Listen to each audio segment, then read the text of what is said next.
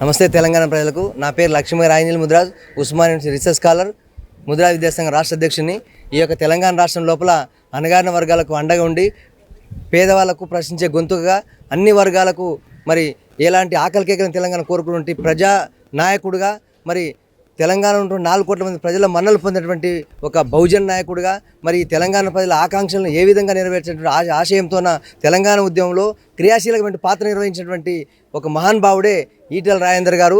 ఆయన తెలంగాణ ఉద్యమంలో క్రియాశీలమైన పాత్ర నిర్వహించి తెలంగాణలో ఉన్నటువంటి అన్ని వర్గాల ప్రజల సమస్యలు తీర్చే విధంగా ఆయన అసెంబ్లీలో గొంతెత్తినటువంటి వ్యక్తి. ఇప్పుడు ఈ ఎలక్షన్ లోపల మరి మల్కాజ్గిరి కాన్స్టిట్యున్సీ నుంచి పోటీ చేయబడుతున్నారు. ఈ దేశం లోపలే అత్యధికంగా ఉన్నటువంటి పాపులేషన్, ఎక్కువ ఓటర్లు ఉన్నటువంటి పాపులేషన్ మల్కాజ్గిరి నియోజకవర్గం ఉంది.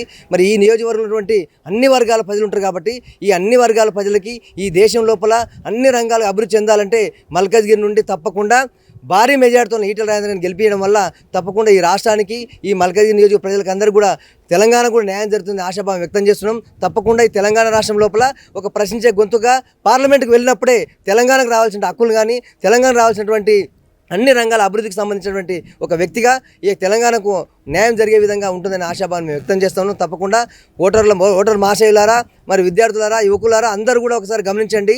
ఈ యొక్క తెలంగాణకు ఎలాంటి అభివృద్ధి కావాలి, ఏ వనరులు కావాలి, ఏ విధంగా అభివృద్ధి చెందాలి అనేటువంటి అన్ని రకాలుగా విషయాలు తెలిసిన సమగ్రమైన అవగాహన వ్యక్తిని పార్లమెంట్ పంపించినట్లయితే తప్పకుండా తెలంగాణ బాగా బాగుపడుతుంది.